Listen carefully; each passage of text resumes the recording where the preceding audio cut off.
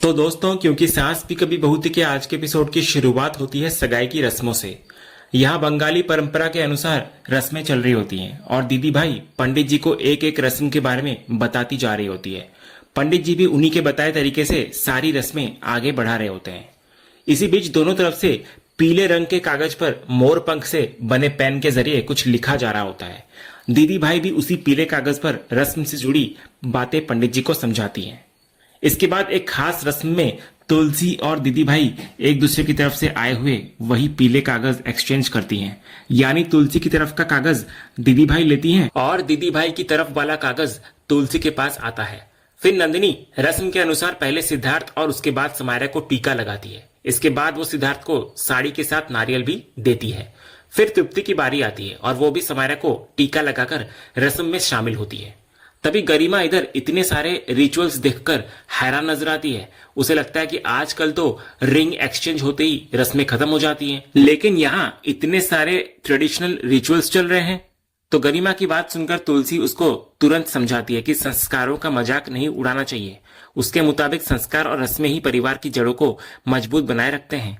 तुलसी इसी बात को आगे बढ़ाते हुए आज की जनरेशन पर भी तंज कसती है।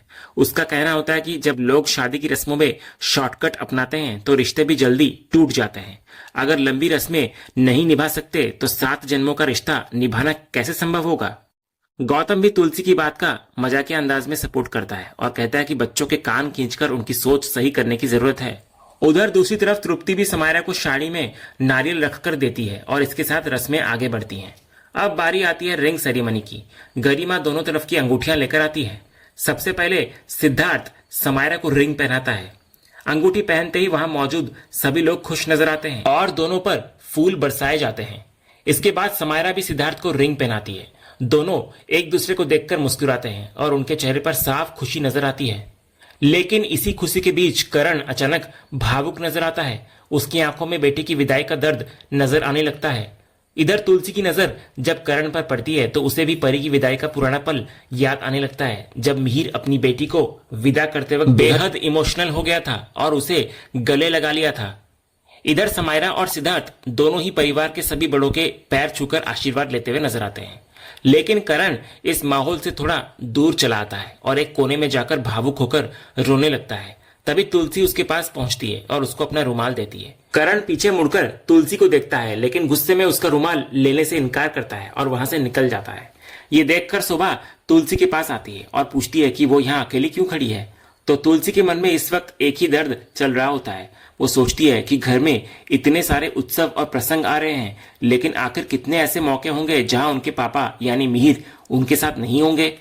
तुलसी को यह भी पता होता है कि परिवार के बाकी लोग मिहिर के बारे में जानते हैं कि वो कहाँ है, लेकिन कोई उसे कुछ बताना नहीं चाहता। वो इसी बात को लेकर परेशान होती है। तभी दामिनी वहां पहुंचती है और तुलसी को जल्दी से अपने साथ आने के लिए कहती है।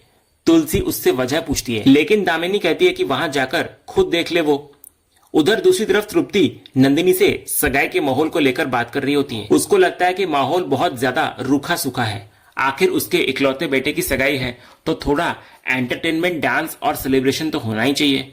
इसी बीच करण वहां आकर साफ कर देता है कि बच्चों की सगाई के लिए सब इकट्ठा हुए हैं, इसलिए बस सगाई की रस्में होनी चाहिए और डांस वांस जैसी चीजों की जरूरत नहीं है। तभी तुलसी वहां पहुंचती है और पूछती है कि आखिर हुआ क्या है। तो नंदिनी उसको बताती है कि तृप्ति चाहती है कि सगाई में डांस और सेलिब्रेशन हो, जबकि करण इसके लिए तैयार नहीं है। लेकिन तृप्ति जानबूझकर बात को एक अलग दिशा में ले जाती है। वो कहती है कि अगर सिर्फ उसकी बात होती तो शायद वो करण की बात मान लेती, लेकिन अब दीदी भाई को भी तुलसी ने बुलाया है। अगर सेलिब्रेशन नहीं हुआ तो उन्हें बुरा लगेगा और उनकी तबीयत कहीं खराब ना हो जाए। तृप्ति ये बात तुलसी को सामने रखकर उनसे ही फैसला पूछती है। तो तुलसी समझ जाती है कि तृप्ति जानबूझकर ये सिचुएशन क्रिएट कर रही है, इसलिए वो सेलिब्रेशन के लिए हामी भर देती है ताकि मेहमानों के सामने कोई तमाशा ना हो। इसके बाद तृप्ति करण पर तंज कसते हुए तुलसी से ही उसको समझाने के लिए कहती है और वहां से ये कहकर चली जाती है कि जरा समझाओ इसे, बहुत नाटक है करण का। तो करण का गुस्सा फिर तुलसी पर निकलता है और वो नाराज होकर उससे पूछता है कि आखिर वो चाहती क्या है। वो गुस्से में यहाँ तक कहता है कि उन्होंने उसकी जिंदगी बर्बाद तो कर ही दी है, अब क्या वो अपनी जान भी दे दे। तो तुलसी उसको समझाती है कि अगर वो तृप्ति की बात पर डांस के लिए हाँ नहीं करती तो वो सबके सामने तमाशा खड़ा करती। आखिर वो नहीं चाहती थी कि इतने सारे मेहमानों के सामने समायरा की सगाई का माहौल खराब हो। तुलसी आगे समझाती है कि करण को खुद डांस नहीं करना है, बच्चे अगर अपनी खुशी से डांस करके सेलिब्रेट करना चाहते हैं तो उन्हें करने देना चाहिए। इस मौके पर पूरी तरह रोक लगाना भी सही नहीं होगा।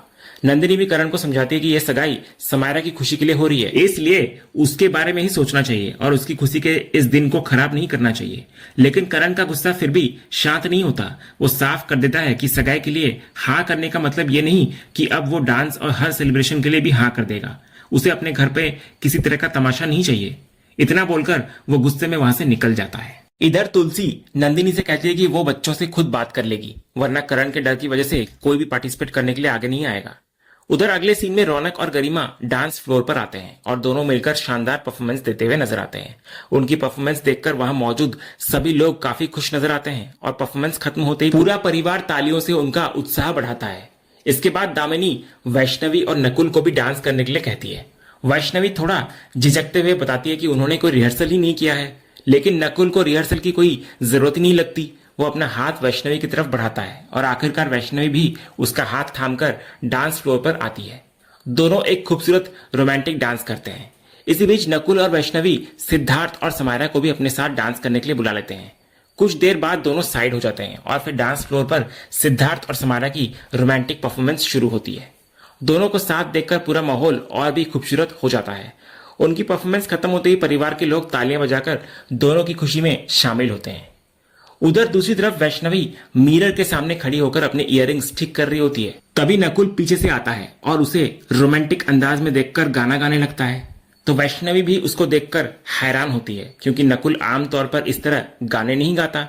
तो नकुल कहता है कि आज घर में शादी का माहौल है और दो प्यार करने वाले लोगों का मिलन हो रहा है, तो उसने सोचा कि अपनी वाइफ के साथ भी दो प्यार भरी बातें कर ली जाए।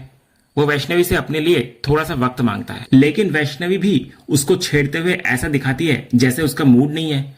वो वहां से जाने लगती है तो नकुल उसको रोकने की कोशिश करता है। इसके बाद नकुल एक फूल देकर वैष्णवी को कहता है कि अपनी वाइफ का अटेंशन पाने के लिए उसे कितनी मेहनत करनी पड़ती है।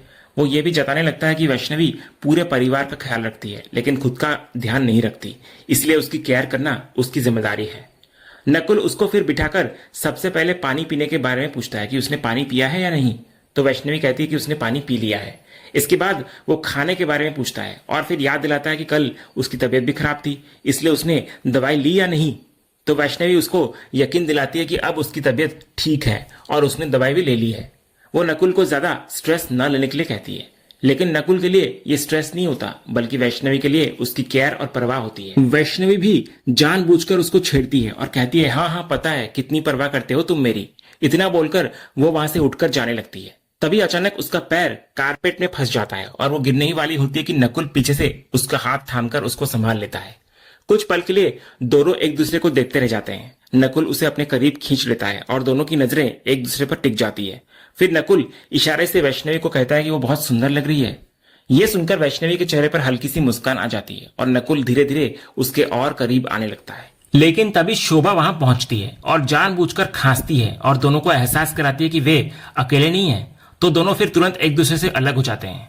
इधर शोभा दोनों को देखकर मजाक करती है कि घर में इतने सारे लोग मौजूद हैं, फिर भी मौका मिलते ही दोनों का रोमांच शुरू होता है। नकुल भी अपनी तरफ से सफाई देने लगता है और बात को वैष्णवी पर डाल देता है। वो कहता है कि उसने तो पहले ही वैष्णवी को समझाया था कि वे जॉइंट फैमिली में रहते हैं, इसलिए सबके सामने इस तरह रोमांस नहीं करना चाहिए, लेकिन वैष्णवी ने उसकी बात नहीं मानी।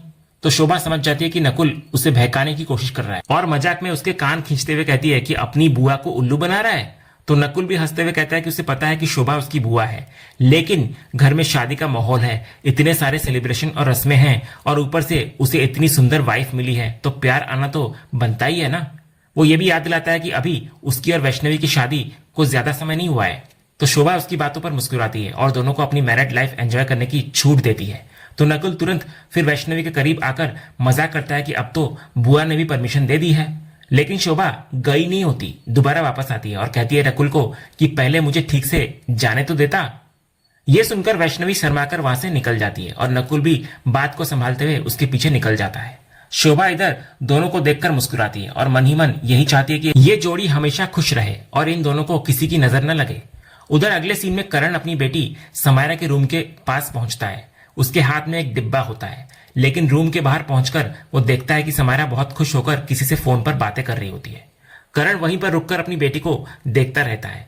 कुछ देर पहले हुई सगाई और समायरा के चेहरे की खुशी उसे भावुक कर देती है। कुछ टाइम बाद समायरा की कॉल खत्म होती है और उसकी नजर करण पर पड़ती है। वो पूछती है कि क्या उसे कुछ चाहिए था, लेकिन तभी समायरा करण की आंखों में आंसू देख लेती है। वो तुरंत परेशान होकर पूछती है कि उसकी आंखों में आंसू क्यों हैं। तो करण अपनी फीलिंग्स छिपाने की कोशिश करता है और समझाता है कि ये दुख के आंसू नहीं है, बल्कि अपनी बेटी के लिए उसके दिल में जो प्यार है वही खुशी बनकर उसकी आंखों से छलक आया है। इसके बाद करण एक पिता और माँ के प्यार के बीच का फर्क समझाता है।